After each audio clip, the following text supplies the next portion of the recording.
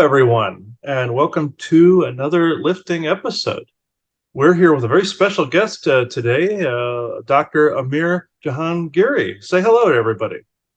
Ladies and gentlemen, my warmest greetings to you. I hope you're doing amazingly well. It's an absolute honor to be here. And I really look forward to what we're going to present to you. It's been a long time coming, and hopefully we're not going to disappoint. Yeah, I don't believe we are. And this was more of an impromptu episode, everyone, and usually these are some of the best ones. If people saw the episode that I did with Sean Bond, that was just kind of off the rail as far as just doing things impromptu, and it ended up being pretty good. So I will, Joanna, you can start with the affirmation blessing to do the law of one, if you want. Sure. Everybody out there, thank you for joining us again today. Today's recording was done on, and I can't see the date, Chris. It is 1/18/23. Okay, the 18th of June, 2023. You mean January? January. What did I say? June? You said June. It's cold out. It's not June. So, all right. So thank you all again for joining us. And again, our affirmation and prayer is going to be the law of one. You're gonna have to edit this. I've gone blank. Hold on. Okay. That's the second time now. This is the second time this has happened, folks. When she tries to do the law of one, it automatically does something blocks it. Trying to block me. Okay, I'm sorry. Edit that out, please. I will. All right. We are all one, and when one is harmed, all are harmed. When one is helped, all are helped. Therefore, in the name of who I am, and I am one with all there is, that only the highest good be done. I pray for you, your friends, your family, your loved ones, to let the healing energies in. Let it love you, let it nourish you, and let it bring you to your highest good. I pray for myself, for Chris, our friends, our family, again, to let the healing energies in. Let them love you and nourish you and bring you to your highest good. During this talk today, we want only benevolence present for everyone's highest good, to allow us to have a free flow conversation that enhances all of us. We ask for benevolence as well to come in the form of spirit guides or family members that have passed, or just benevolence in general of those with no conflicting agendas. We ask them to help us now wash away any malevolence or interference that would not like this conversation to pass. So we do so in the highest good of all. I hope you can feel the intention, the goodness and the intention coming towards you now in the energies, and that if you agree with this for your highest good, with benevolence around, to also accept this by saying, so be it. So be it. Yes, yeah, that's the most powerful one we've been able to use. That's why it was being blocked a moment ago. So that's very, it's always interesting when, well, it's not interesting when it happens, but it's interesting as far as when something good is needed, and then that block comes in immediately. So I'll start by saying where I met you, Amir, and then we can take it from there. A while back, I was on Earth Nouveau Hub. This was a show involving several ladies that we know, and Dr. Amir here, and we discussed a variety of topics and what I did for a living and such, and then did channeling of Isaac at some point during the show. We brought up different protective topics and things of that nature, and this there's a link to this on my Facebook page. So on Christopher.S.Jacobs on Facebook. So if people want to see the link to that, and I believe it's also linked on some of your outlets as well. So I'm going to let you take it from here, Amir, and basically tell your history and what it is that you do. Thank you so much. So I'm Dr. Amir Jahangiri. For my day job, I do teaching. I'm a lecturer. My field is computer science. I've done research on brain-computer interfaces and artificial intelligence, but that's just the day job. My main passion is spirituality and healing. And so that's why I resonated so powerfully with you. because the topics that came up were related to healing and protection and ascension and growth. So I've been looking forward to this opportunity for a very long time. And so, light knows light. And it's something that is in the heart. Your heart tells you something is true and you must follow it. And so this is the outcome, this show. And I thought that for this topic, if you're on board and you kindly agree that we focus on the very beginning of spirituality, perhaps, where people open their eyes for the first time, maybe, and say, oh dear, oh boy, I've been in a hole all my life. This is not good. Or perhaps later on down the line, after the awakening process, this happens to many of us, that we look and say, oh boy, once again, I'm in a hole. So how would I get out and how would I fix things? So really, my main objective is to co-create with you, talking about this discussion of coming out of the darkness into the light, something that we face not once but many times in our lives. What would be the best option to do this? What are the steps that one could follow to get to tip-top shape and then continue evolving? Mm-hmm. Yes, I agree. I myself work on this literally every day. Like from inner demons to even going after physical ones. I know it always starts with the self. It always starts with making sure that nothing can entangle back to the self. And then you get to a state, I can't promise that other attacks don't happen, but that you get to a state where it is actually easier to manage, because if these outward darker forces are able to peck away at something, it just means that there is some kind of weakness there that they're exploiting. Just like with astral parasites, as I call them, they go after physical scar tissue on the person. The same is with other negative entities. They go after energetic scar tissue. And the way that I myself have been exploring this is exploring, I don't want to say exploring the darker aspects. That's the wrong choice of words. It's more like basically doing the necessary shadow work and actually confronting the shadows that are within you and reintegrating. There's a difference between, people always say, oh, you're embracing darkness. That's not exactly what I'm saying. It's more or less integrating some of these behavioral aspects and discarding some of those aspects that do not mesh with the now moment. That's essentially, in a nutshell. Like for an example, last year, not last year, but the year before that, at the end of 2021, I believe, I got sick at that point. And what was going on was I was confronting a lot of my old SSP memories and also past life stuff. But what I was doing was I was bulldozing my way through it. And the goal was self-improvement, and so that I didn't have weaknesses there. But at the same time, I was also not looking after my physical self and balancing all of this. And what happened was, the result was I got ill. And so I had to actually take the approach differently after that. Not only that, it was causing some targeting on myself from external forces because of what I was accessing.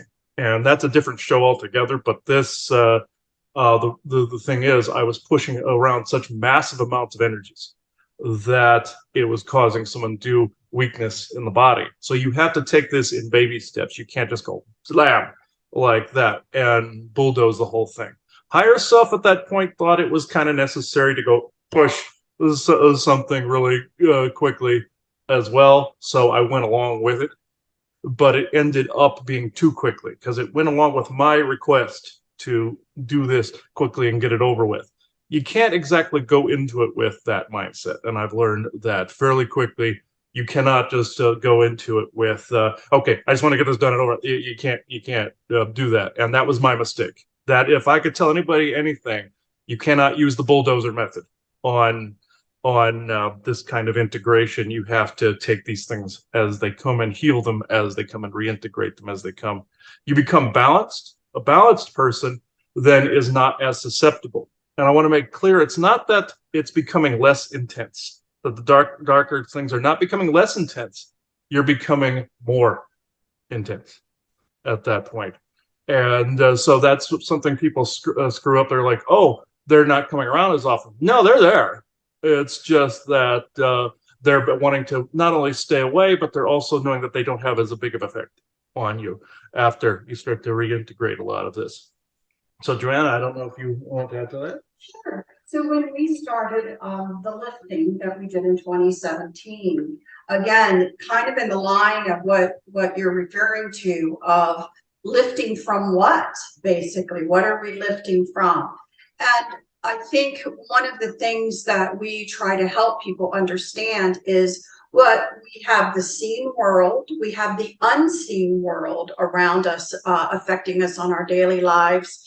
And we do have agendas that we may or may not be aware of that are contributing with some of those unseen interactions that are happening to us and affecting us. We do believe that whether someone is religious or spiritual, that the journey of coming in as a spirit, plugging into a body to have this experience is a spiritual journey. So whether or not you label it or not that way, we feel that life is about a spiritual journey in the bigger sense, not necessarily in a particular religious sense.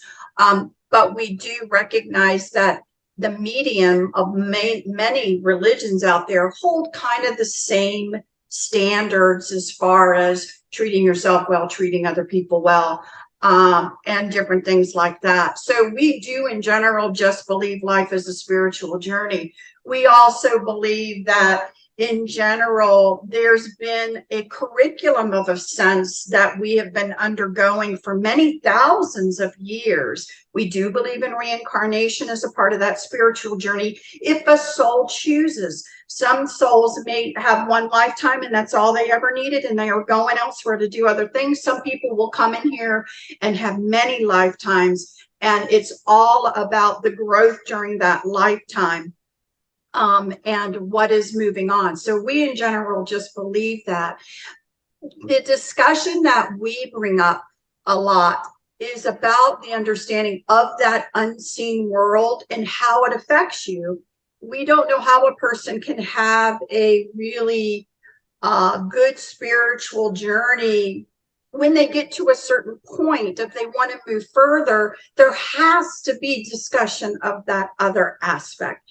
Many people in many religions, although they acknowledge it exists, don't want to bring it up because they're a fear of things like conjuring something bad or doing things. We don't believe that's how it works.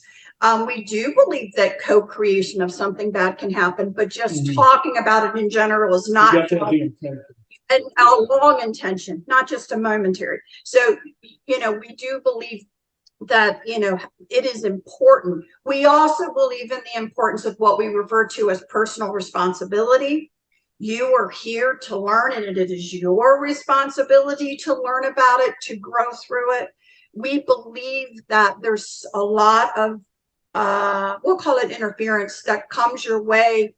That one of the biggest aspects of this journey is to know yourself so that you know what isn't you. So what seems to be happening a lot for people right now is that they don't know themselves. There's been so much chaos and confusion and, which way is up or down. Especially, I think people will realize it's gotten to pretty ridiculous levels in the past few years. If you're pretty observant, you can see that. And then, but what is me? How am I supposed to be? But there is intention behind the chaos and confusion to keep you from knowing yourself. Because if you do, and I always use the example, if I say that I'm a pretty nice person and really believe that of myself, and that I really believe in people's rights to learn and grow, and I really believe that about myself, I identify as that. Why am I being so judgmental of every person I meet? Why? It doesn't make sense. It's a conflict. Is that me, or is that maybe something else trying to influence me not to be me? So in the recognition of knowing who you are, you're then able to push away maybe influencing, that is trying to make you something you're not. Because the goal, what we always say, are two things: being sovereign in your belief system, and being able to be genuine and authentic with the presentation of who you are. And that's one of the biggest challenges going on right now. So what we do is a lot of skill-based. We try to help people understand that. We try to understand, and as you were discussing on your last show, the importance of protection. We try to let people know where are the arenas in which some of that influencing occurs, and how does it happen. It happens in dream time. It happens all over the place. So we try to cover those things, and then we try to give solutions or things that people can try.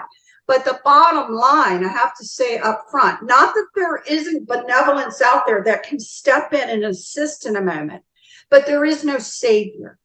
You will grow and you will save yourself. We are who we have been waiting for as we grow in our knowledge and understanding. And then again, as Chris was saying, that it's not there, it's that we're learning how to deal with it better, and we're learning how to do it in a faster pace. But right now, I think is a time where people are having to look at their current belief systems, the foundations of some of their belief systems, and they may have to completely crack them, wash them away, and reform them. And that can be very challenging, especially in these times where there's so much bombardment to keep you from really looking at yourself. So I'm right there with you as far as the importance of this topic, but a lot of dealing with it is awareness and an acceptance of what else is going on, so that then you can take charge. Absolutely. There's so much to unpack in what you both just said. So going back to the importance of knowing oneself, knowing the baseline. A lot of people haven't reached that state yet. They may think, okay, just because a thought enters my mind, it must be mine. Well, we know that's not necessarily the truth all the time. There are lots of influences, energetic and otherwise, cultural, from the physical domain into all dimensions of existence and reality, that may have undesired effects on our thought process. So I suppose knowledge is the key. You know that something is going wrong. Then compassionately and gently you address this. What are the causes of that within me? Is there something that we can call a shadow, or some wounding, or something that is essentially opening a back door for some sort of undesired entity or event to influence us? And then, as Christopher said, compassionately, you don't do the bulldozer thing. Compassionately allow this to heal and integrate. And again, we're looking at things without judgment, as you, Joanna, beautifully put. Without judgment. It's not good or bad. It just is. Okay, there's a certain fact. It has a certain effect in us. Let us try to remedy this. And so the healing process will perhaps be a journey, a continuous journey, never-ending journey. Every challenge you master, you become more you, more of your sovereign, beautiful, infinite self. So a lot of people may think, okay, when do I gain certain powers of this and that? Well, you know what? The truth is, all of that stuff is already here, but we got to do a lot of digging, like buried treasure. You know, unearth the gifts that are already here. And that would be wounding, as you beautifully put, cultural or belief systems that cause limitations for us. Just simply saying certain things may be impossible, while the truth, the reality of the matter is they're very much within our power. So yes, we've covered compassion to self, knowledge of self, and continuous work, I believe. Oh yeah, it is for myself. It's been a continuous work. You know, I came into this world with certain gifts myself, not only from family lineage, but past life lineage and all this other information that was coming through. Though there was government program training in there as well, it actually came together and enhanced in a way that was meant to be grounded right now in the here and now. No matter the traumas that took place, it actually became a benefit. After I was injured, for instance, it became a benefit to be able to defend myself in particular ways. Having a near-death experience, you know, and coming back in with the rebooted information that I thought I knew. And from that point, certain training started to come back to me from the SSP, and also soul knowledge started to come back, and they merged. They came together, and that became more of a grounding rod at that point for myself. And knowing yourself aside from even that side of things, if anybody's involved in that, it's not it's not always easy, because some things maybe were implanted into you, some things were ingrained in you even from family lineage, other past life expressions that may not have gone correct, or were more appropriate for the time frames of which they took place in, that aren't appropriate now. It's basically keeping what works in the now and discarding the rest, or leaving it to the past. It's good to know the history, like my Atlantean history, for instance, and some of the things that happened up towards the fall. There's some things that were appropriate, some knowledge are appropriate, some that is not. And the same thing with other past lives. Some warrior tendencies work here, some versions of that do not. Even old spiritual beliefs from some of those times. Some things work, like some spell work and everything, work immensely, some do not. So that may have been appropriate for the time frame they existed in. One thing also, knowing yourself and the thoughts that come into your head, there's two aspects here. There's, of course, the voice to skull and the telepathic information that's coming in. There's also the aspects where you're trying to communicate with another being, or one's trying to communicate with you. If a weird thought pops into your head and it sounds like it's in your own voice still, but it's weird sounding, put back out there, who do I have with me? And if it continues, you've established telepathic contact. Your brain will eventually decode and encode correctly, and you'll hear the being's voice after a while. Narrative-wise, if AI or something like that is putting something in your head, and I've said this before, but I was in the garage and I saw this one narrative playing out in a fictional format. You know, since we watch science fiction, all this other stuff, whoever it was starting to write this script using my own creative abilities in my own head. And something, if you're not using it all the time, something can flip it around and invert it. What it was doing was putting this script in my head to where, you know, she died, the whole scenario popped up in my head that way. What I did is I flipped the script around, knew that I was being messed with, and I flipped it around, brought her back to life in the scenario, and then in my head I put an end credits on the end of the thing and then closed the circle. And that made these beings madder than you would ever know when I did that. And it stopped the harassment immediately, dead in its tracks. And you have to know when you are being controlled or harassed so it doesn't escalate.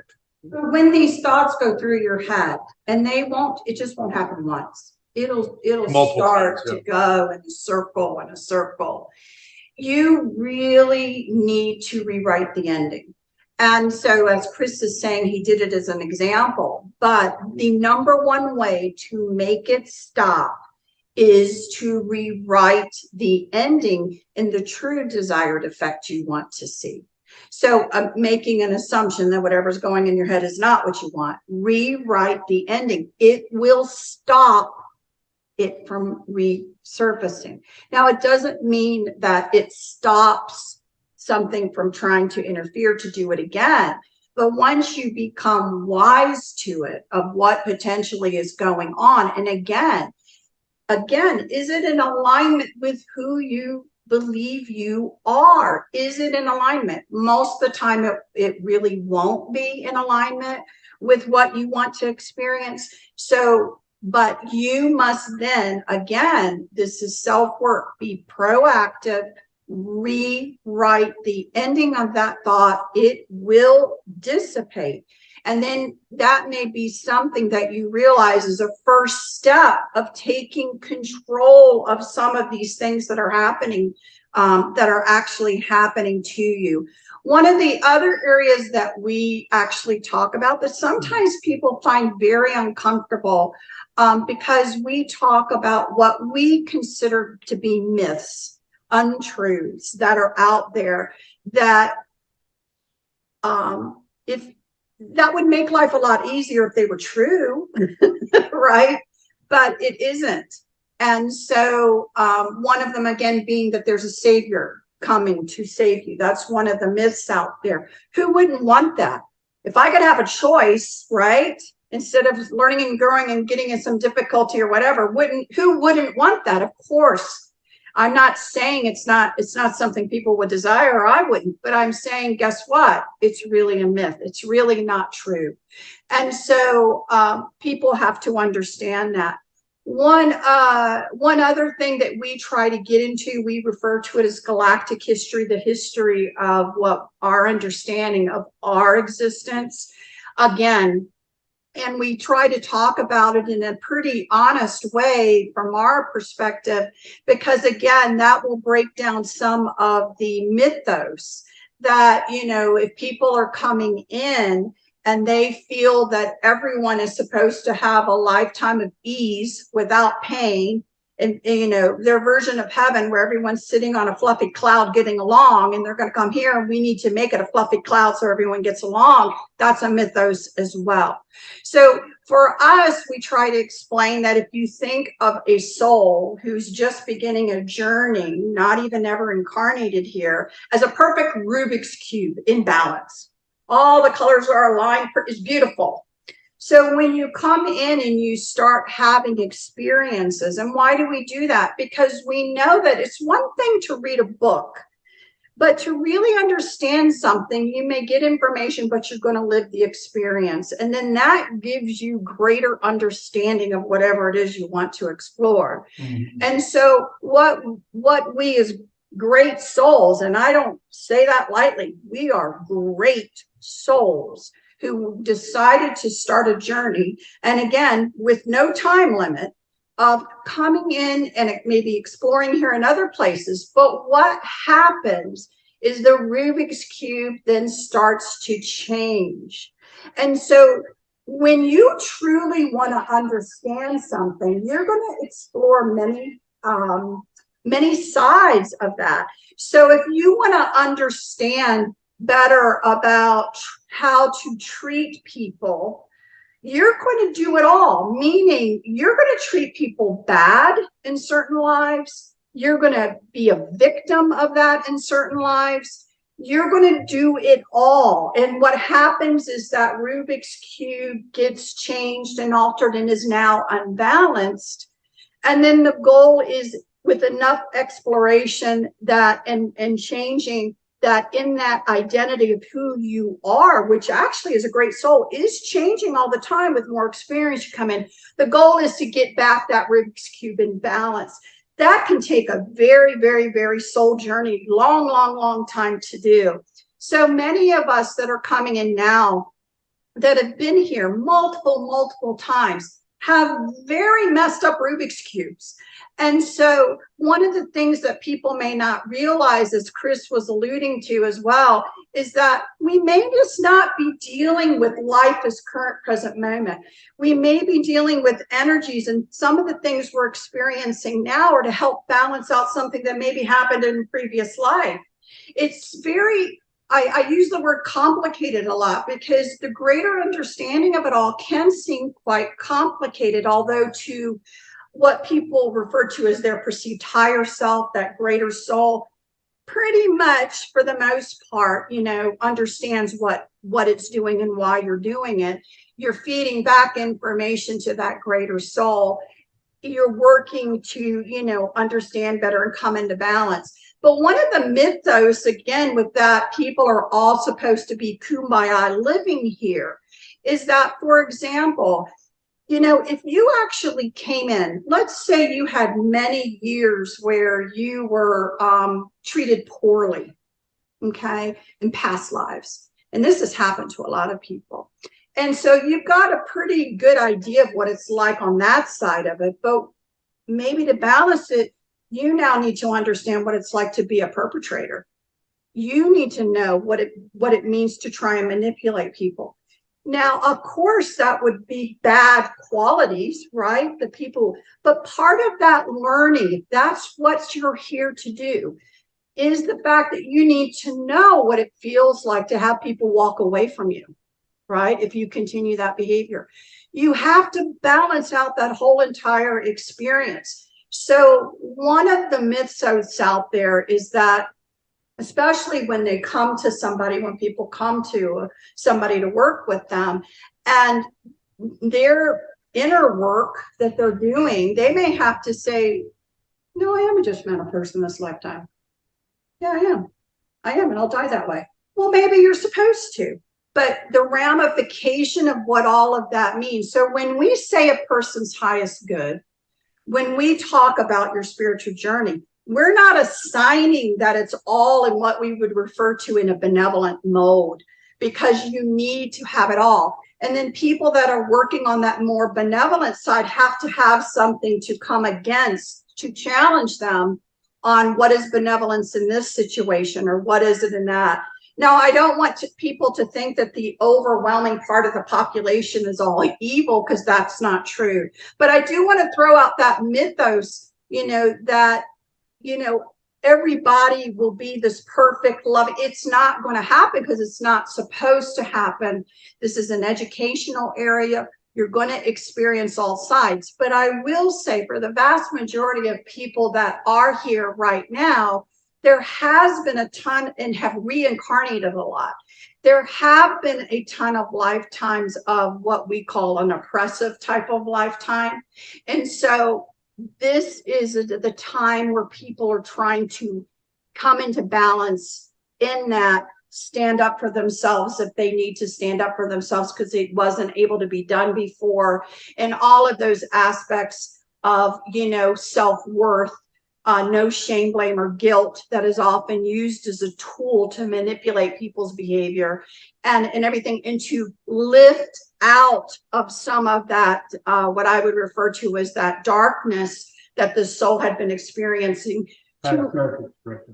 Yes, yeah. To basically, again, help with what I think souls in general want to move into, which is the newer concept of, in a sense, how do we get along? How do we work collaboratively? How do we co-create together? Does that mean everybody will agree and be a robot of each other? Absolutely not.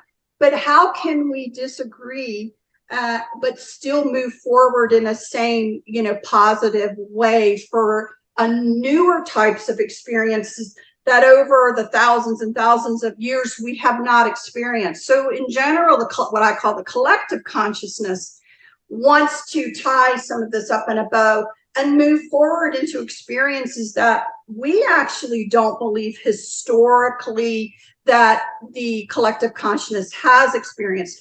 It's kind of like when we look at galactic history, humanity decided to go down the toilet first, okay, with a lot of things and oppression. And now the goal is to lift out of that into new experiences that will then open us up for all those people that want to work with the galactic community and believe it exists, which we're a part of that you've got to get to a certain point of maturity to be able to go out there and do that. And that's our understanding of the goal of where humanity wants to be. Amazing stuff.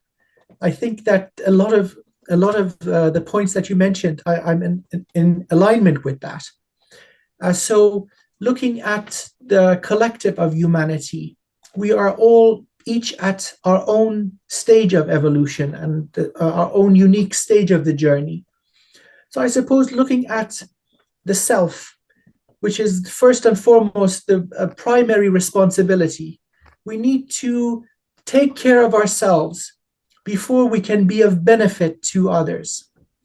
And so that refinement, shedding of wounds and of weights that keep us down, and learning to transmute negativity, because there's a lot of that going around. And once we understand how to control our internal energies, then we can also be of benefit to others by basically showing, okay, this is the way to respond to something that is difficult and unpleasant, rather than responding to it in a negative way with anger, with hate, with fear, with shame, and all those heavy, dense types of energy, how to just basically float over it with forgiveness, with compassion, with the will to understand.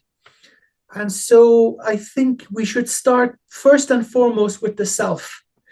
And then once the cup overflows, let that overflow wash upon the cosmos, humanity, and all life. So I will bring up some of the things that you were just saying, because I absolutely agree with, of course, everything that you're saying in general. One of the areas that, you know, we're heavily involved in, again, in that unseen world of what's affecting you. One of the statements I just made was, we actually went down the toilet first. We went down and now we're trying to come out of it. Basically, what you have to understand is these two opposing big overarching forces, one that people would refer to as benevolence, one that people would refer to as malevolence, okay? And malevolence has been more in charge, the dominating force, right, of how we got down the toilet. So in order to, you know, come out of that, you have to recognize that these forces actually really do exist. And what does that mean and how does it apply to you?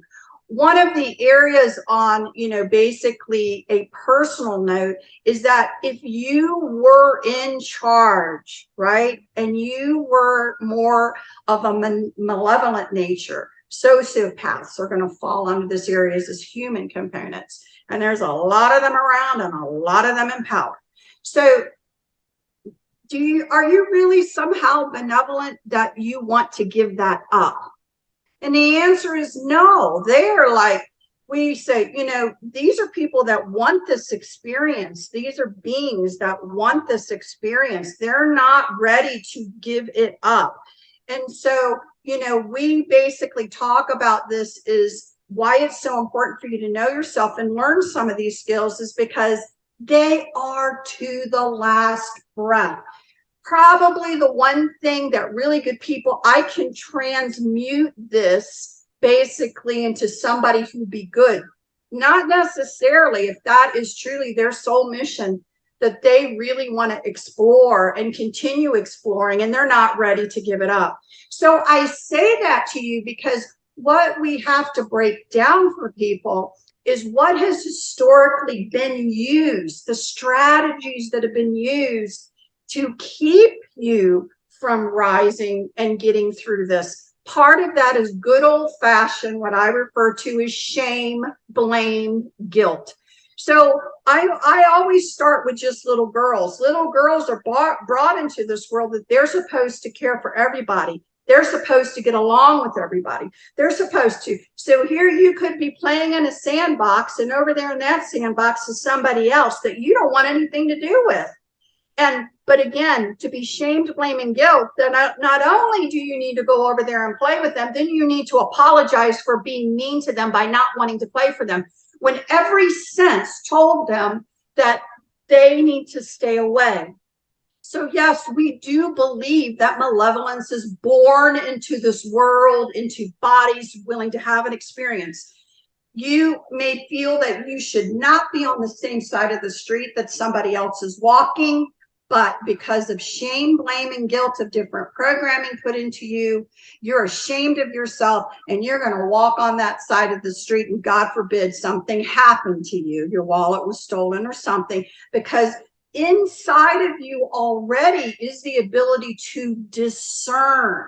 And so that's one of the areas that we say you must dust this off, you must honor it, you must let go of the programming of shame, blame, or guilt that has kept you from truly working on yourself. It is not selfish to do this work. A lot of people will tell you, no, you're not supposed to. You should be identityless. You need to just be out there helping society, and you're not. You shouldn't be. There should be not 1 ounce of you being selfish to think about yourself. So all of these old ideologies found where I get to again, is this a current part of your foundational belief system? Is it really for your highest good to continue with that foundational belief system? What tends to happen with discernment, once you decide that you want to move forward and you're going to start trusting yourself on what you should and should not be involved in, it could be a little overwhelming because you're going to realize all of the things that you probably shouldn't have gotten yourself involved in. And how are you going to come out of it? So one of the things I talk about when people are like, I don't know what discernment is, I try to give an example. I'll give a little exercise right now that I want people to think about, because everyone was born with this. So in general, if you want to think right now of something you truly love, okay, it doesn't matter what it is. It could be an animal, it could be your spouse, it could be your children, it could be a piece of chocolate cake. It doesn't matter. So whatever you truly love, and if you let yourself immerse in that love, you most likely will start to feel a physical sensation in your body, usually around here in this area, and it will try to pull you towards that object of your love. So it will pull you towards it, okay? That is actually, again, it is actually then translate that into the objects of truly your love, where you're feeling that reciprocal whatever from it. Then that pull towards it is actually something that means currently it is for your highest good. Now, it may not be 6 months from now, but currently it is. The opposite of that, if you think about something you truly hate, you normally are going to get a pit in your stomach. It will push your lower stomach, your lower abdomen. The pressure will push it inwards. This is where people are like, the thought of this makes me sick. Do you see what I mean? It is a physical sensation in your body. Everyone was born with this. But what's happened over the years is that there's been total ignoring of it. Everything, a lot of things in society run, unfortunately, right now, as people are really realizing over the last few years, maybe by people who don't have their highest good at heart, that it is a strategy that has been employed to tell you how you should act versus, which is against everything your innate body tells you you should be, so that you no longer pay attention to what your soul, your connection to the source of all things is telling you that is good for you. It is helping you to ignore it and to just fall in line with certain belief systems. So it is one of the first things in, besides the area of protection, which I'm not going to go over because it was in your overshow. The next area to understand is that you innately can discern. You have to dust it all off. You have to completely go back. You'll end up having to look at so much in your lifetime. And then you have to make a simple decision. Do I believe this discernment is there to aid me in my spiritual growth or not? Bottom line. Because if the answer is yes, that I really believe that it, not something outside of me, something inside of me that is truly connected to the source, let's say, of all things, that really does have it, I'm looking within to find the answers. And then what are you going to do? Because you may have to undo some things that you currently have in your life to actually honor that true discernment that you possess, that you do not need from something outside of yourself. And that's a big area. Yeah, also another area of this is, of course, the overage that's outside of some of that. And then you have the audit process that is taking place, is what we've been speaking about, the internal audit of what's going on. If you're walking the earth now, your soul is conducting an audit in the now moment. That's usually a rule of thumb right there, where your soul is conducting an audit. Some things may be too harsh, like what I said, the oversoul decided to bulldoze some stuff for myself. Because I myself, as the avatar for that, actually asked for that. I basically said, let's speed this up, let's get this over with. In this life, while you're here, there really is no getting it over with. That's a misnomer right there. I was mistaken on that myself. So where you cannot do it that way. And I made the valiant attempt And did it make things worse in some areas? Yes, I guess the Oversoul and other aspects of myself were saying, okay, this is what this looks like. This is what this looks like. This is what you'll experience if you do this too quickly. If you're trying to encode and decode things too quickly, like people seeing aliens, for instance, if they decode and encode that too quickly, they could overload. Things from other frequencies that come in, you do it too fast, and outside of that slow drip, you could really mess someone's synapses up. I'm not saying wait on anybody that is in those areas. I would never ever suggest this. But continue going on yourself, just like the ending to the movie Doctor Sleep, where the character of Danny said, don't wait. Always continue to shine that light, regardless of what is around. Cloak if you have to, protect, but continue to be yourself. And I thought that was a great ending to that movie. Now you have in other past lives, you have darker expressions, things that were needed in one time frame and not needed now. Maybe the Oversoul was learning what it meant to be a darker expression, like a vampiric entity of some sort. That audit taking place right now is getting rid of those traits. The same thing with family lineage. I call those viruses in the DNA, where you have past lives and genetic history, some of the traits that no longer belong in the here and now, that too is being audited. And so those behavioral traits. And this is something that is very prevalent right now, along with overage. People forget the overage side of this as well, that sits outside of all of this, that gets people to humanity to circle the toilet forever and ever and ever. And that is something that is not allowed. So you can call it what you want, natural law, whatever you want to call it. It's where you're not supposed to circle the toilet forever and ever and ever. That means that must also be audited away. Like when the Orions crossed into our dimension, they became part of that integral process. Any beings that cross from their physics to this one get locked into that system. So like with any being that may be in a different form, they come here. Our physics show what that form or that geometry looks like here. Spaceships have been known to do it. Beings have been known to do it. They look totally different than what they existed there. There was a beautiful example in the show Farscape years ago where there was this dimensional being that when he came into this one, his form looked really weird, but he had the ability to shapeshift it into a human form after a while so people could interface with him. But he said, no, I look weird because the physics here are different from your physics. So it's the same as with some of these beliefs, the same as with some of these energies. They might not mesh completely till it's integrated properly. So I didn't mean to go into quantum mechanics, but that's the area it kind of went over into.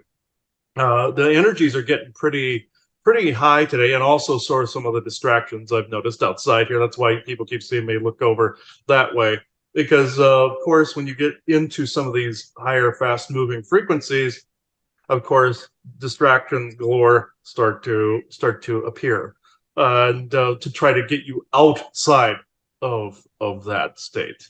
And that's what's going on now. I didn't mean to overshadow you there, Amir, because you're the guest today. But we didn't mean to do that. But what did you want to add?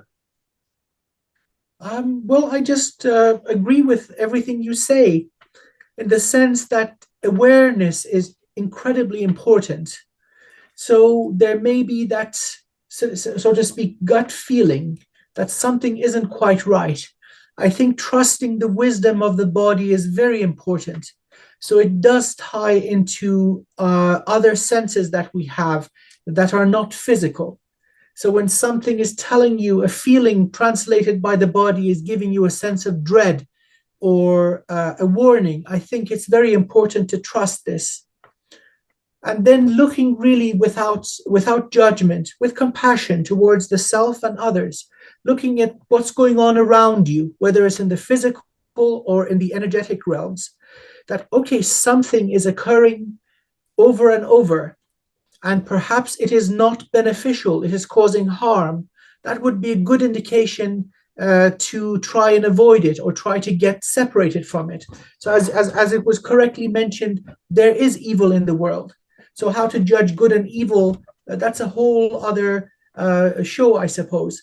But let's say very generally, service to self versus service to all. If a being is selfish, like psychopaths or sociopaths, They just see everything and everyone as a tool to be used. So this is not good. It results in great harm. So if one finds themselves exposed to this kind of dynamic, it would make a lot of sense to separate, because there are certain energies that cannot be transmuted. It is their very nature and their very mission for being here. So there are a lot of people and beings that benefit from this toilet swirl, this rat race going on. So do we have to stay in the toilet bowl going around over and over? Well, that I think is a personal choice we can make for ourselves. We make the decision no, and then the slow climb out of the bowl. That's the beautiful part of it. And I suppose, we find ourselves slipping and falling back into the doo-doo swirl. It happens. Right? I like that, the doo-doo swirl. Yeah, I'll have to remember that one. Yeah, hashtag doo-doo swirl. So yeah, I just heard. I mean, really, where are state of learning? Because whoever should learn something, then you fall back in, right? Potentially until whatever it is. Now, one of the other mythos being that everybody is supposed to get to the same place in this lifetime, that there are certain people with belief system that there's going to be some instant poof and instant pudding, and that basically everyone is going to reach, because in their belief system that's the only way to move forward. But as you're alluding to, as we're alluding to, this is a journey of the self. This, you can have the collective wanting something in general, but people are going to get there in certain rates. Everyone, whether they realize it or not, most people are heading that way. But you must admit, when you look at different cultures in different parts of the world, some seem to be very ancient cultures that are still the way that they run themselves. Some seem to be in a medieval kind of state that we would call medieval comparatively to where, right? And some people are moving. So no, this instant pudding poof isn't going to happen, because it actually isn't right. People deserve to learn and grow as a soul at their own rate. The mythos also is that they're holding you back.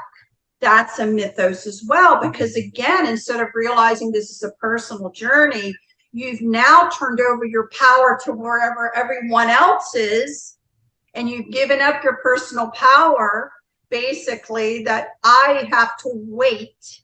And right. So, but is that a strategy that's employed to keep people from moving in their own journey? You betcha it is.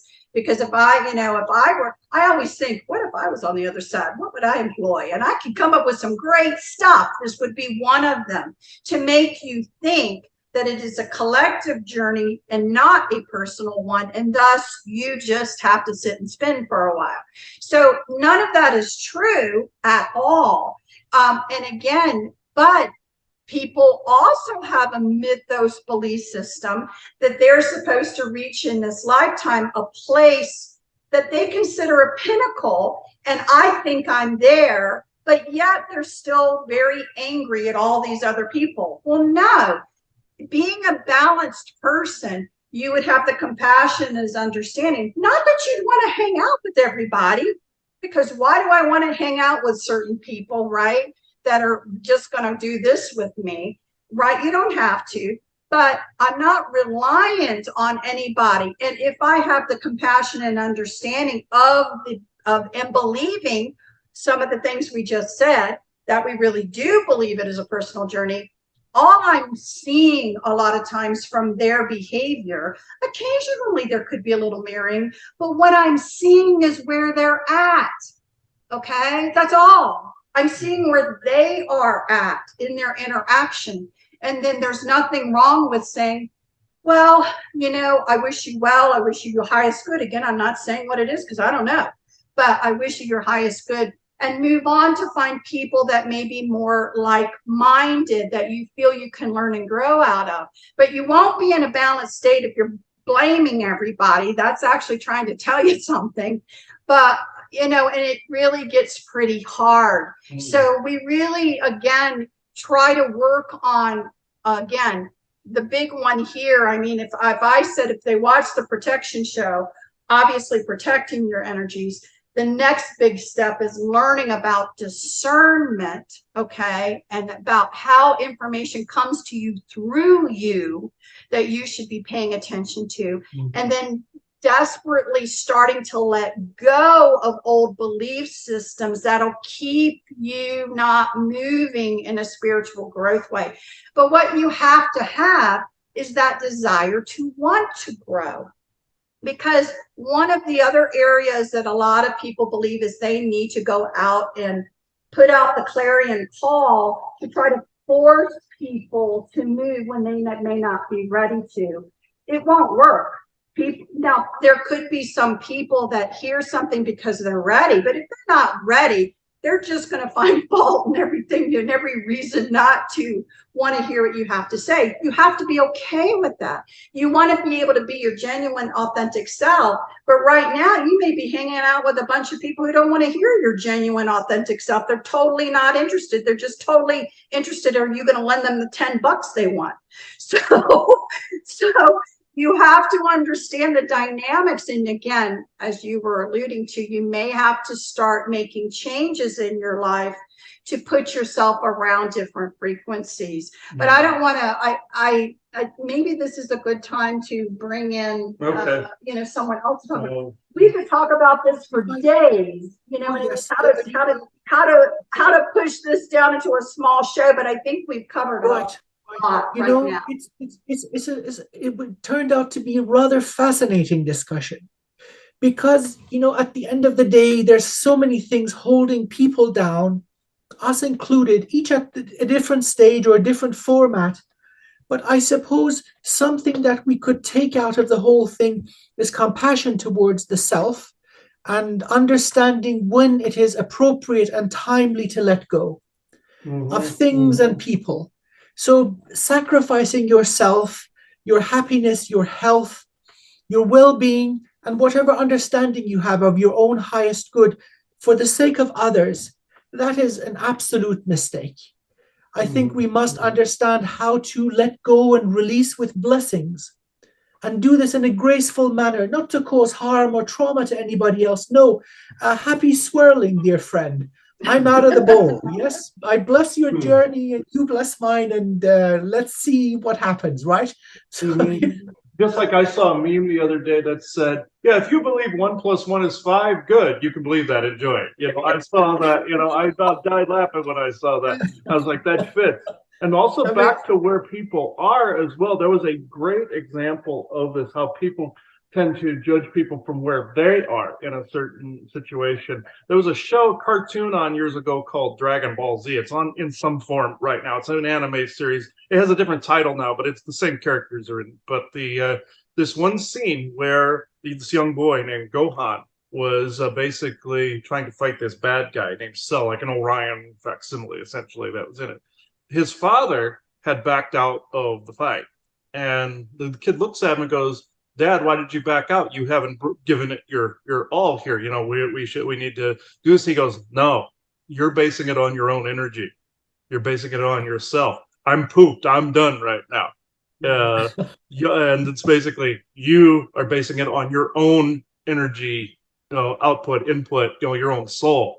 I'm done. I'm out of it at the moment. So, and I actually, I've done this mistake myself where I've looked at others going and I see their potential. I see where their soul or their energy is, and their human avatar may not even be close to that. So it's like, and I was like, wait a minute, you're capable of this, but all of a sudden you're showing me this. So I have to understand when I'm seeing somebody's potential, not necessarily where they're at. And that's essentially what that example was showing. And I remember that from like 20 some years ago. I saw that on TV and when the cartoon was on.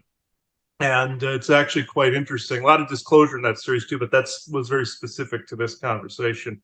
But yes, you're right. This is at the galactic portion of the show, and I find this interesting because today, while we've been cleaning up things to move, I have a communication arc that I set out outside to filter beings that come in, that can use it. Like Isaac uses one, the forest people use another, and there was a central point for benevolence to use only. True benevolence. I always say without conflicting agendas, because you have benevolence that can also have another agenda that might not mesh with your own too, but it's not evil. Like other galactics that we had on GIC quite a while back were in a certain mindset, and then we have ones now that are in a different one, but they weren't evil. Neither side was evil. So when this was just different ways of doing things. I always basically say it's a disclosure method of, say, how Carl Sagan did it versus Stanton Friedman did it, where they argued where one did the slow drip in fiction, the other one just said, okay, we're just going to say it and be direct. So this is the difference between these type groups of galactics.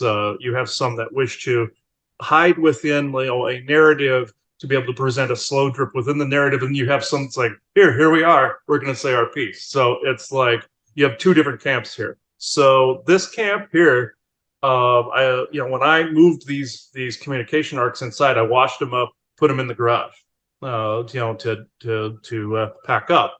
One of them again was for Isaac. One of them is of whom will not let go of the phrase "doo-doo swirl" for anything now. So I'm probably going to hear that for the next 3 months. So let's see. But the other group, the forest peoples, who was actually wanting to speak, I gave them an edifice to talk through the arc as well, and the energy started to go up. And while you were talking a little while ago, Amir, I was looking outside and I saw this large, like, black shadow walk by, and that's not always a bad thing. There's little shadow people, which are like grays and abducting aliens and such in a different frequency, or decoding, encoding, scramble, telepathic scramble. Then you have interdimensional beings like the forest people, and they sometimes will appear as tall shadows. I saw this black mass move by outside. I don't know if you spotted this, but it must have been within only of my visual range, but I saw this black, tall, like 10-foot, 11-foot shadow walk by out there, and that's a forest person. So they exist within different frequency, but they can be right next to you. So people forget when they're out in the woods, they're looking for them. They could be right there. So it's like right next to you. Yes, okay. Well, I believe it's one we know of as Fuma that wants to speak today. If people go back into some of their East Indian mythology and everything, Fuma Amastia, I believe, is the word. If somebody wants to correct me on this, please do. But it means those who are tree people or hang out in trees. And when I physically saw Fuma one time up on some butte in Prescott, he was up in a tree waving at me. So the word Fuma associates with someone in a tree. So that was confirmed when we were in Nightdale one time when I was on another show about Sasquatch, and they were giving me that confirmation as to what that was. So bringing the term and definition up. So yes, Fuma, I'll shut up so you can come in. Yes. When I see them do this, they mean I'm being long-winded. Okay. When they start doing this, or somebody going, okay. Fuma, is it Fuma or one of your brothers? Fuma. Okay. Let's see. There's a bunch of them around too. I can actually feel their energy is very intensive. Okay. Fuma? Yes. Okay. Through the crystal, please, if you would. Yeah, because their communication arcs, I brought them inside, and it's more intensive towards this side now because there's 3 things out here. So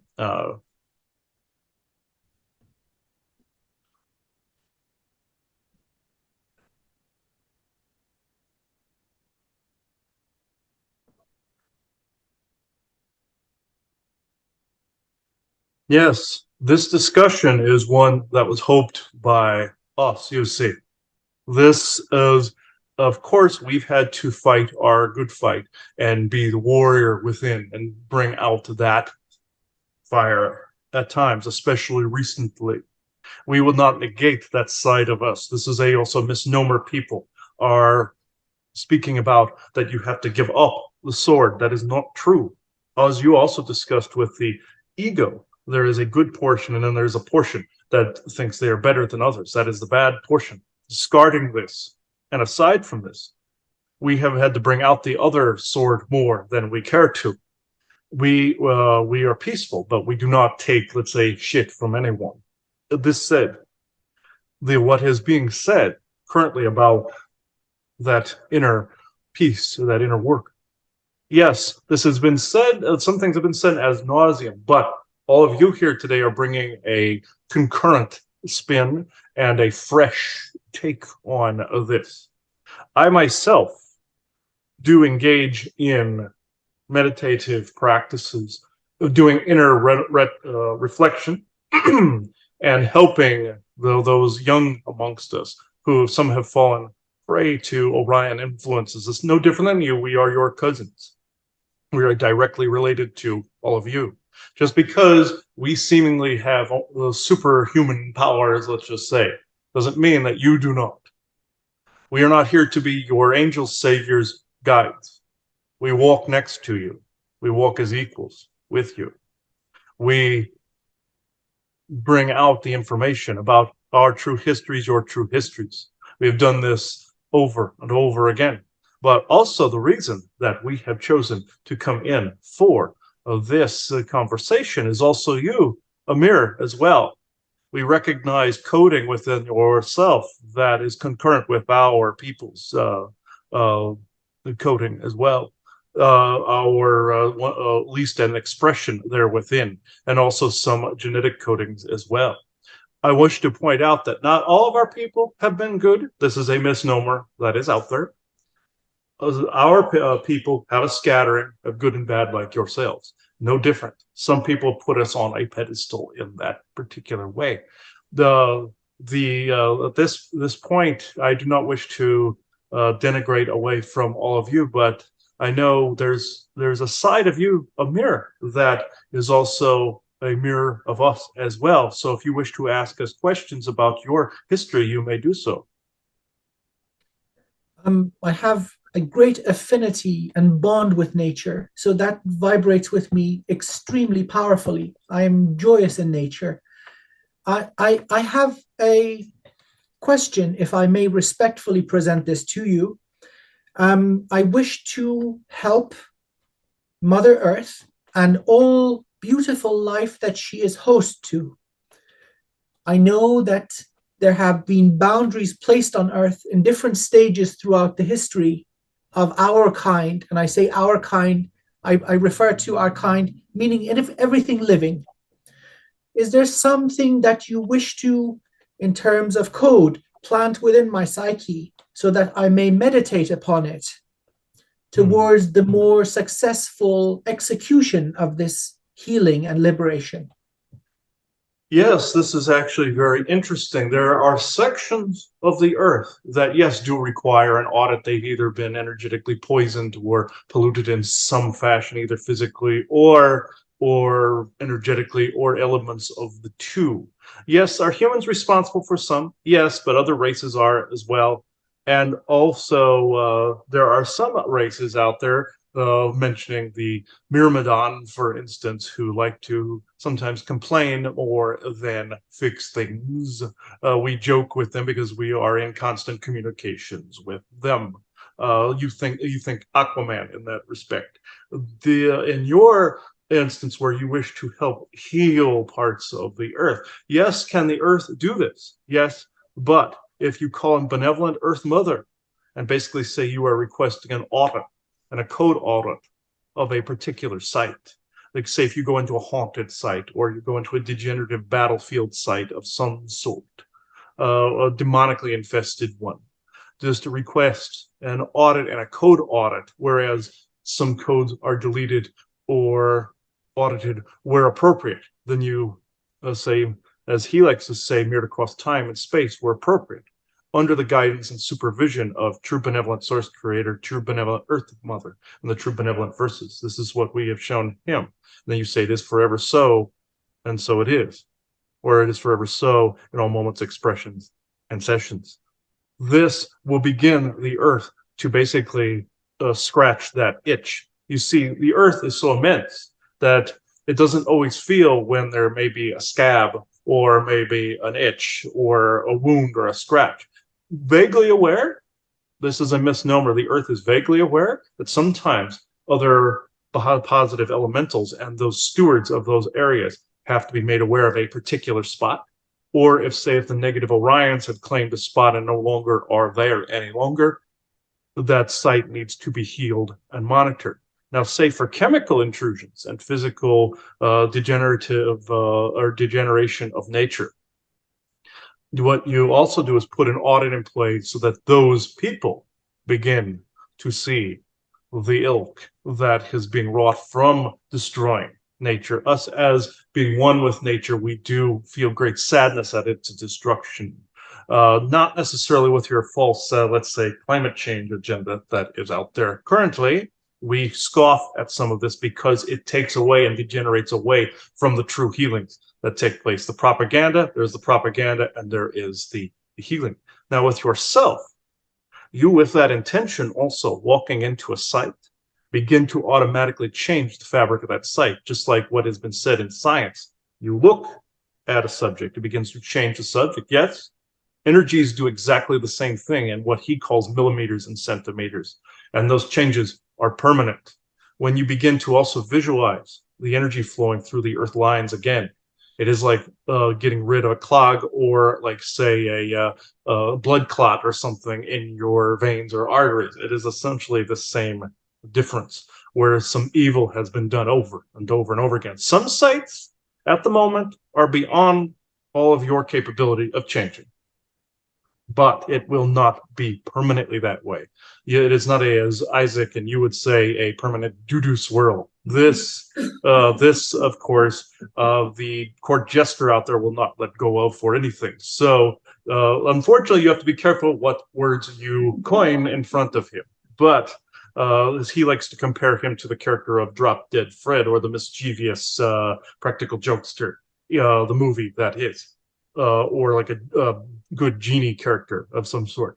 In this, I also must say, by walking those grounds, by leaving your footprint, you begin to change, just like when they leave Shungite, when they leave their devices. You can do the same as by also taking stones and creating grids, crystal grids, as well as blessing sites.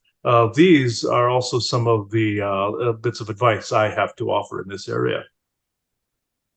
I have received multiple confirmations in all levels. I'm extremely grateful. Thank you for this. And I humbly extend the invitation. I love what you said, that the sword has its place. I agree. In some cases, neutrality is cowardice, and the light must be safeguarded. I believe so.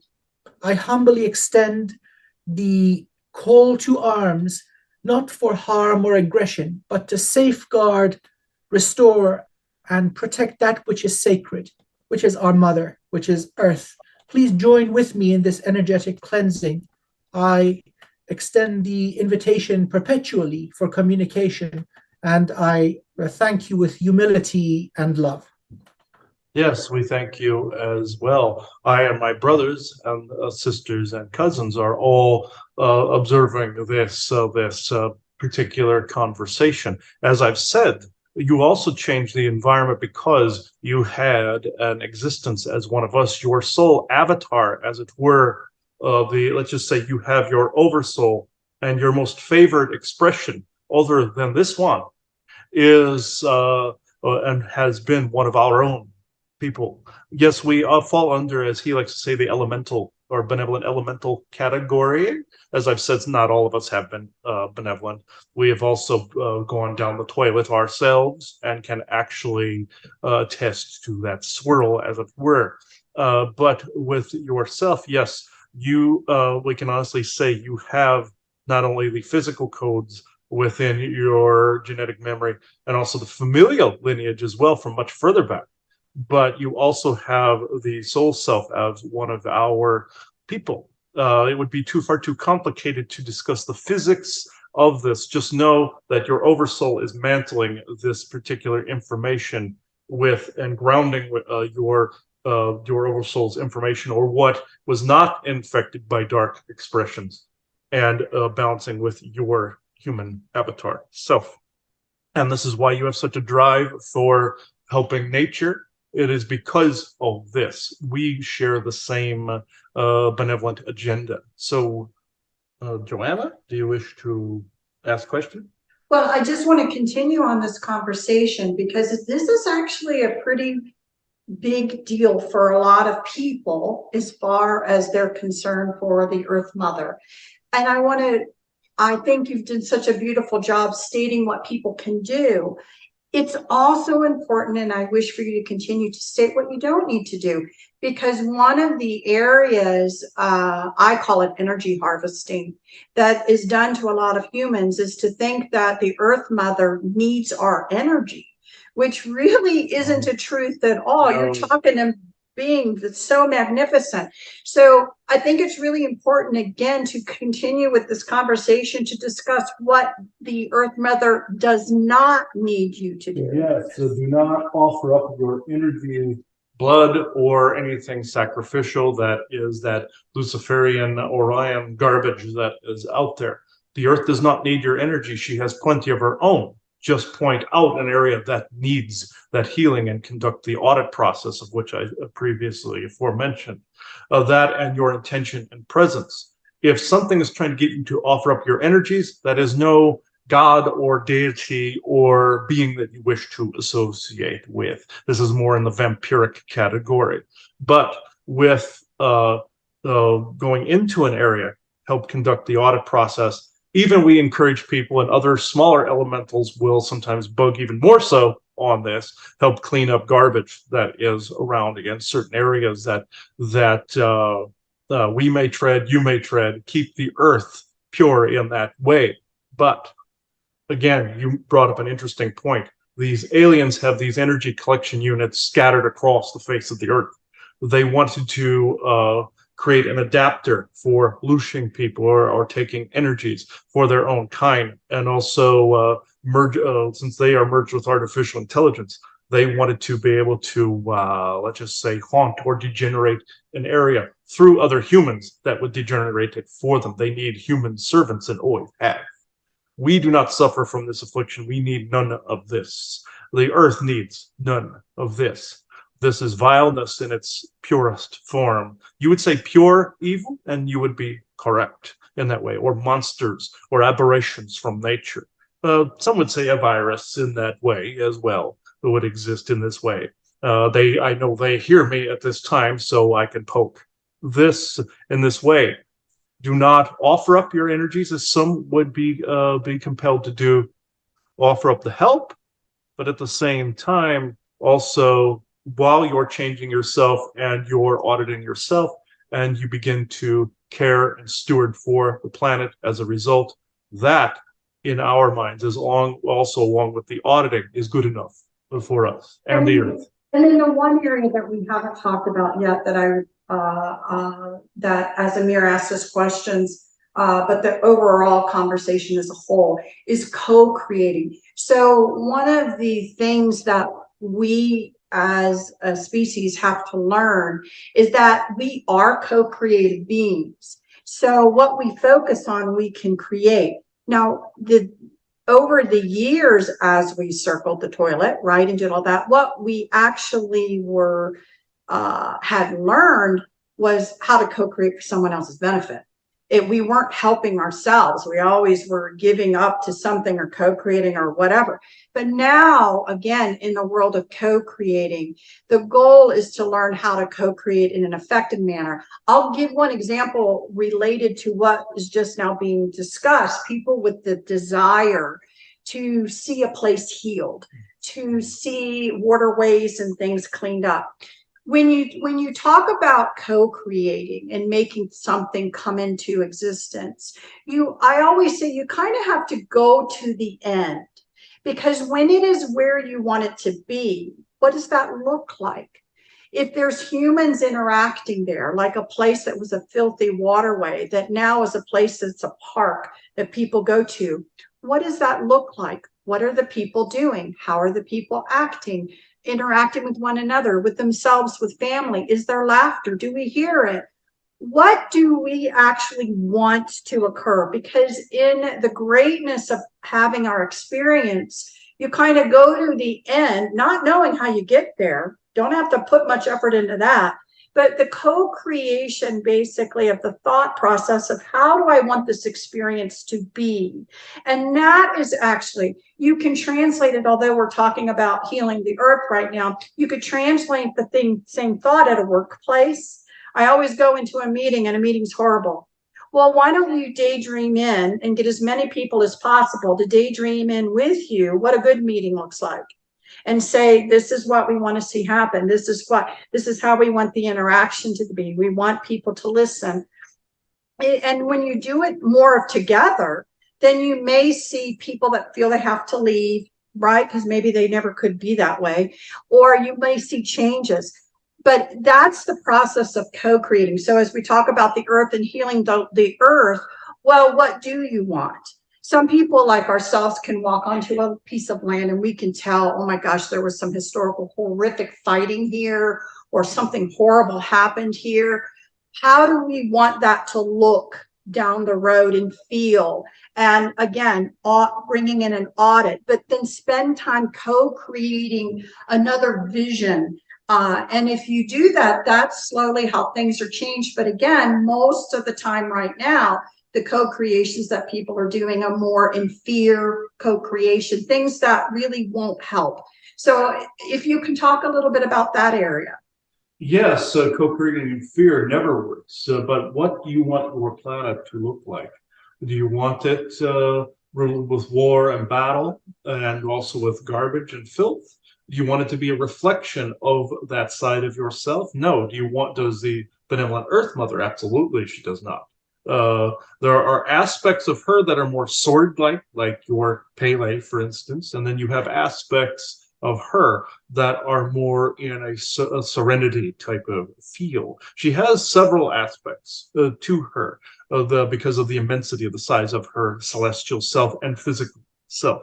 The earth is a physical breathing organism, but at the same time, there is the totality of the soul or oversoul, very much like yourselves. You see, beings can become celestials, but they also come from celestial energies as well. So there's a continuous infinity cycle here. As for saying that somebody that says meetings always suck, if you think this, then why attend this to begin with? Or if it's not something that you're finding in balance with, why do this? Yes, I'm not denigrating people's survival situations where they need to be in these situations that might be less than stellar or less than balanced. This happens all the time on Earth. But what do you want that situation to look like? Do you wish to live in a poverty mindset or a survival mindset, or do you wish to be in a state of balance? The same goes with the earth. Do you always want to see it in a degenerated way? Even though there is damage happening, as I will not lie, we fight for this all the time. But do you wish to see it this way, or do you wish to create and co-create a better world?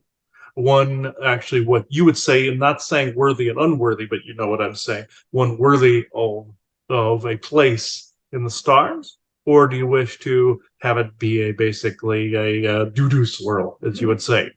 Because it's on the verge of either. This, as close as some people they think they are ready for the greater stellar community, they are not in this way. And I can honestly say this, but there are others that are. Yes, we will not lie. There are trailblazers that have come in with that stability and that encoding, decoding capability already intact, like yourselves. But not everybody is at that stage. So, as Valiant Thor would say, yes, you can change the belief systems, all that from within, and the politics from within. Some people need a signpost, but they are that signpost. When they get to the stage where they know they are that signpost, or that they are that balance from within, then you will know that they are ready for this complete type of interaction. Yes, it may not seem fair at this current stage of humanity and Earth's development, that some things aren't here already. This may not seem fair, and we see this on a daily basis. We feel this very same way. We advocate for humanity on a regular basis. That some things can be sped up, I will not lie, and other things must remain in a serene balance. I hope this helps this conversation. If anyone wishes to add anything else. Blessings upon you. Thank you. Thank you so much. I'm very humbled and very grateful. Thank you. Yes, thank you. So just going to turn it over to you. Any comments you wish to add to give guidance and wisdom in this conversation?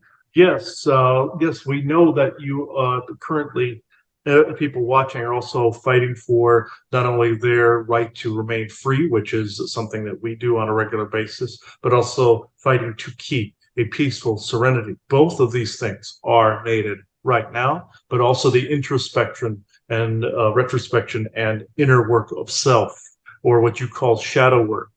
Just because you are also fighting for a cause does not mean that you've suddenly abandoned the shadow work. This is not the correct answer. If you are identifying as that particular thing, also know the deceptions in that area, that I will not name the names, but know the deceptions in that area that are amongst you, from not only your television, your internet, and even information about ourselves. There is plenty of deception going around. Our history would take up an episode all by itself, because of the intricate weaving we did in integrating into the earth life and the way we are that one with nature. And it is important to also walk in nature, and it is important to find times to laugh and find times to even cry about things, find times to know what to fight about and what not to fight about. It is a misnomer to withhold some of the negative emotions from your integration. It is a misnomer that they should be separated. Yes, get rid of what is not you. That is what you need to work on. What is you? What is not you? And know what is worth fighting for and what is not. Know that you do not want a civil war in your United States. Know that you do not want a global conflict such as a fake alien invasion to be able to set everything straight, or an apocalypse, or a guidestone timeline, or any of these things. You do not want these things. What you want is peace. So I thank you. Thank you so much. Oh my goodness, wow. Wow. So many confirmations and the words and the centimeters and millimeters, or basically calling for an audit. So many things resonate incredibly powerfully. Thank you very much for this. Yes, yeah, they're incredibly powerful. What I also know when they're ready to come in, I feel like I'm bigger sitting in the seat, while I'm sitting here. Whenever they come through, and I know when there's no doubt that it's them, you feel like you have a larger head or a larger set of shoulders, or you just feel like a giant. And since they technically are giants, you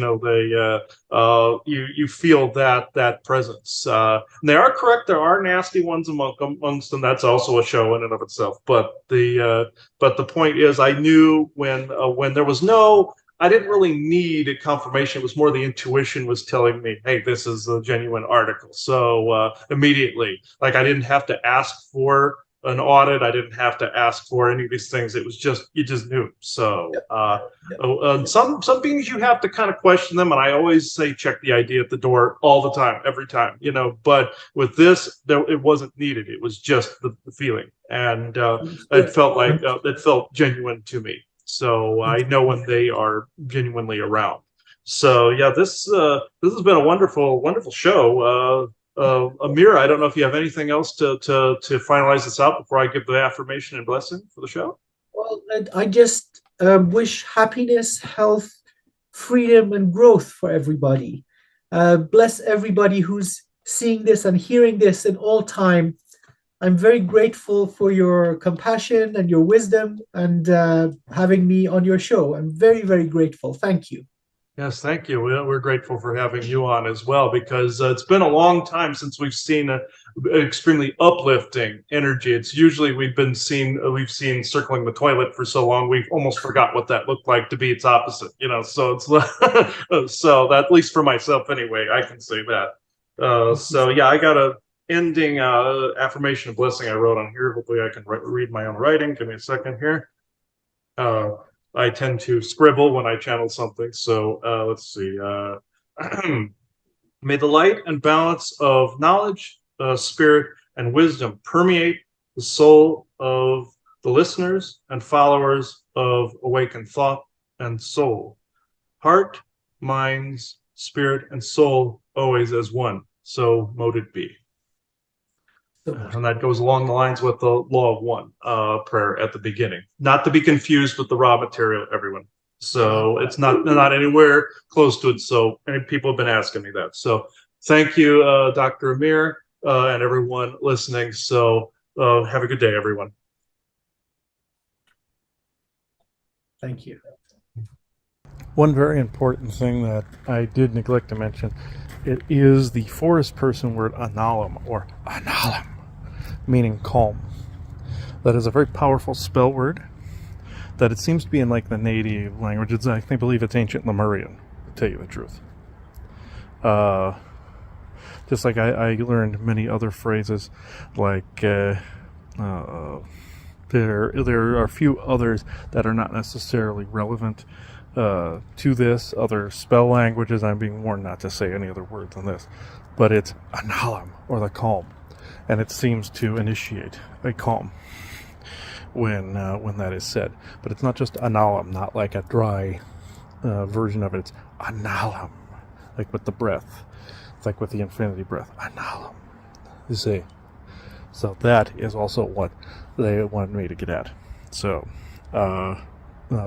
I wish that had been brought up in the show, but you know the routine, folks. It always seems to happen that once the thing's done, there's always some little snippet that I have to put at the end. And you're probably going to see a lot more of these snippets on the websites. When they're up, you're going to see a lot more of this at some point. So I will, I have to go through a lot, and I have to look at all the files associated with this. So it is 12:01 p.m.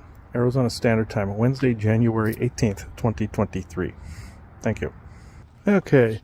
Been seeing a lot of forest people synchronicities lately. Been seeing those tire covers on the back of Jeeps and whatnot with the Sasquatches either flipping people off or giving them the peace sign or the devil sign with the two fingers. I'm holding Zammy, so I can't do it at the moment, but you get the idea.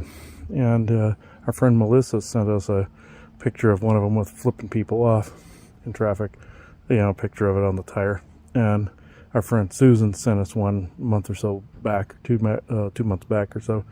But yeah, around the time, since I'm attaching this to the show where they did come through, this is eventually what they were coming through for. And also the fact we've been leaving tower busters all over the area, it's been easier for them to come through. This has been interesting. They were thankful that I put some in this neighborhood before we moved. We're packing out today, and we're finishing up tomorrow. So around the time of this recording.